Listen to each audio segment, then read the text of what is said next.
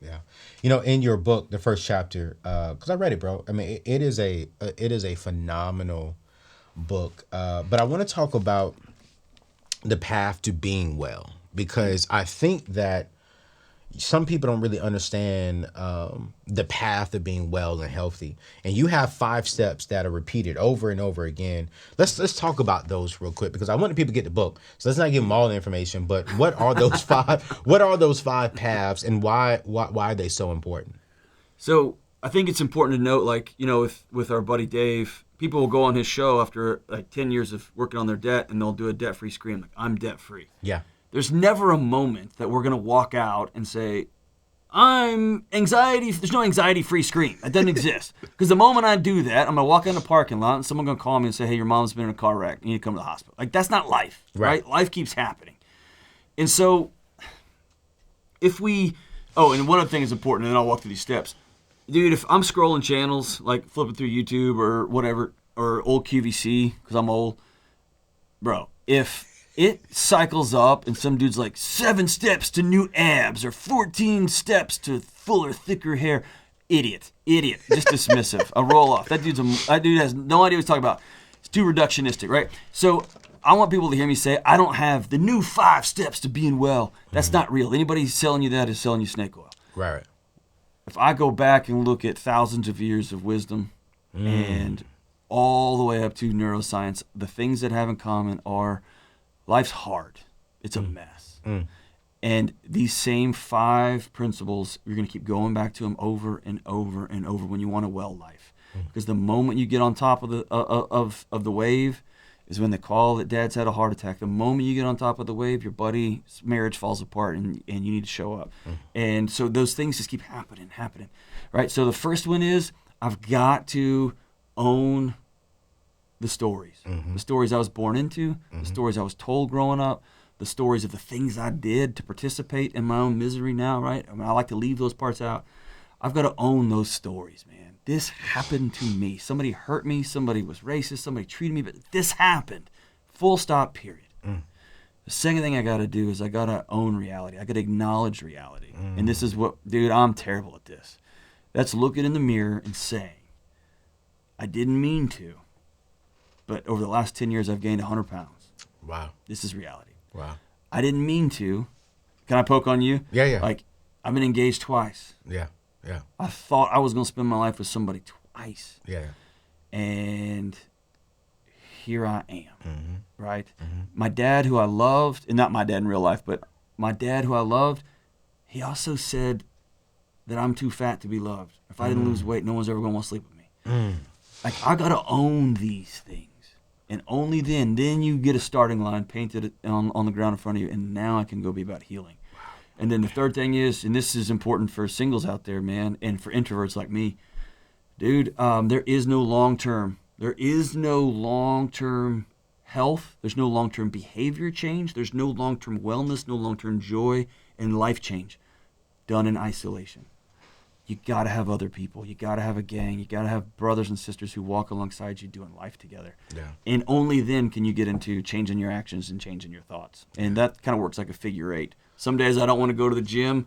I got to go do the action, right? Yeah. And some days I really feel like going to the gym, but it's a day off and I got to honor the system that I'm working on, right? So you just kind of do that in a figure 8 there. Man, one of the things I think we, especially single people, battle is, like, some of them.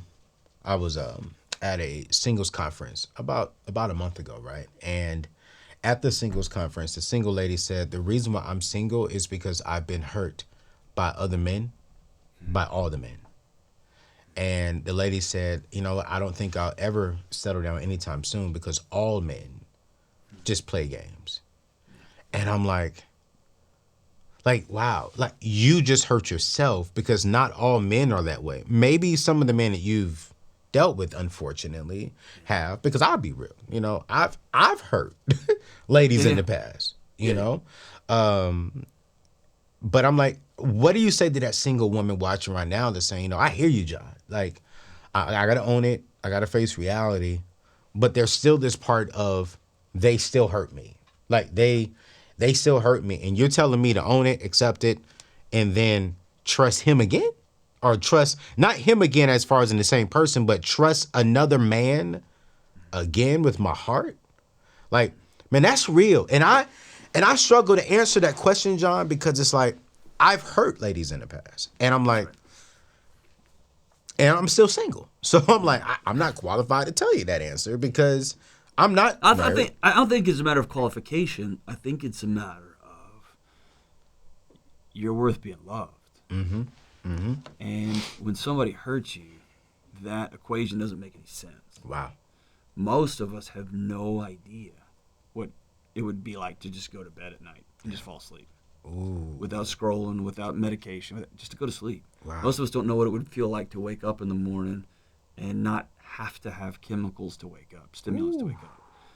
I would just drink coffee for fun. We don't know what peace is anymore, man. Yeah. It's gone. It's gone. Yeah. We just know constant fireball, right? So I would tell that woman, maybe romantic relationship isn't the right thing for you right now. Right. But you have to be in relationship with people. Full stop, period.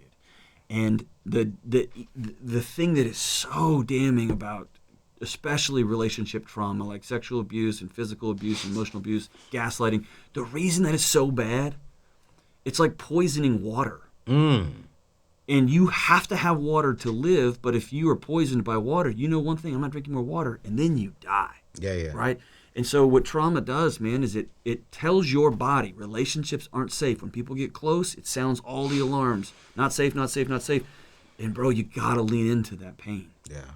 And I've got to ask myself, what did I contribute to this? Why do I keep showing up with the same guy and the same girl? What am I bringing to this that attracts the same person every time?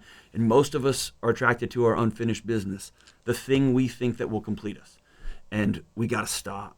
Listen, somebody else can't complete us, man. Yeah. You got to heal from the inside out. And then you get to pick someone and say, I'm going to do life together. Yep. But nobody's worth being abused or hurt, man. No. And that's the hard part. You know, a lot of people don't know this about me. A lot of people think I'm an extrovert, but I'm really an introvert. And you found me that too. out. You could drive for 3 hours and say no words. No words. You know what I'm saying? Yeah. And I'm not even, I really don't like being around people. Like, I'm going to be honest. I really don't. You know, it's like if people see me on stage, they see me on YouTube. But when I'm off, I feel as if I need to be by myself. And that is Anthony, I something bought a I'm house in the working on. woods, yo. Yeah, you did. I mean, bro. No, I'm with you. I'm 100% with you, dude. John, you didn't buy a house in the woods. You bought a house in the desert woods. Like, you Dude, there's like way some banjos out there. Yeah, I mean, it goes off out there. Yeah. You know? Yeah. But speak to us introverts, John, who are like, you know, I don't need people.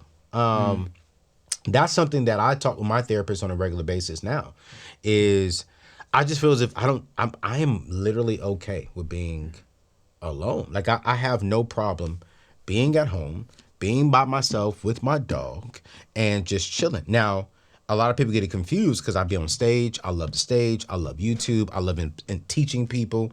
But outside of that, when I get done teaching, working, oh, no.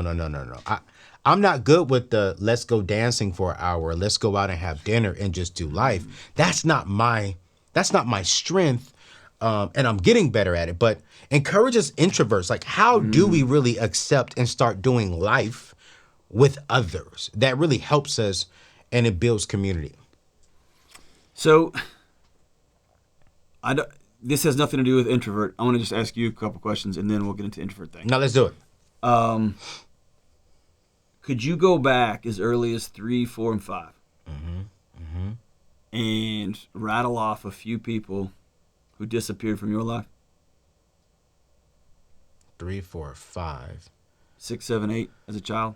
6, 7, 8 as a child, and rattle off a few people that disappeared from my life. Not by name, but by memory I could.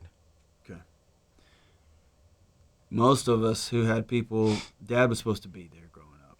Mom was supposed to not be staring at her phone 24/7, 365. She's supposed to bend down and look me in the eye and say, I love you and I'm glad you're a part of my family. Yeah. My heart doesn't beat without you. Every kid should hear that. Yeah. And many, many millions of people didn't get that. Right. Or mom was working 4 jobs just trying to pay rent, man. Right. And she didn't have time for that. And so our bodies understand that, you are on your own.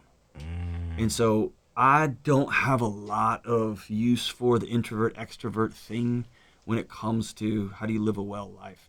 I think there's a misconception about the introvert extrovert thing. At the end of the day, I'm like you. I prefer to hide. And if I go back in time, I can pull the pins on where my body begins to say, you know what, we're better off just doing this by ourselves. Yep. And here's what the research of loneliness tells me. My body will sleep less deeply. It doesn't get the restorative REM sleep. It doesn't get the good deep sleep. Why? Because it knows you are on your own. My heart will beat a little bit faster. I'm more likely to get Alzheimer's, dementia, right? I'm more likely to die of cancer and stroke because my body is eating itself. It is constantly vigilant because it knows you are all you got. And so the key to living a well life is getting people in your corner and saying, I'm going to tend to the fire. You got security. Wow. You're going to take care of the kids, and you're going to make sure. And then our bodies can go, whew, right? Yeah. And I have to, me, the introvert, I have to look in the mirror and say, here's the data. I will die. And I'm going to take everybody who loves me with me because I'm choosing to be miserable. Yeah. Or I can say, it feels uncomfortable at first, but I don't ever regret it when I go spend time with people that I love. And I don't have to say a lot, but I can laugh like crazy. I can throw a couple of grenades just to get the party started. I'm not going to dance, but I'll sit in the back and hang out. I'm going to go be with people. Anthony, I went with a couple of mutual friends the other night to like an old heavy metal show that I went to, a same group I saw when I was in college, in high school. Dude, I was the old man in the pit. I was an old man. I was like, hey, kids. I was that guy. Anthony, it was so good just to be with people. And I'm trying to make new friends. I'm still in a new town, right? I have to have that. And my wife, the next morning, I woke up and she's like, dude, you are glowing. And I was like, I was out all night. And she goes, I know, but you're different. And I was like, because I had a shared experience with some people. That's right? We have to do it. We have to.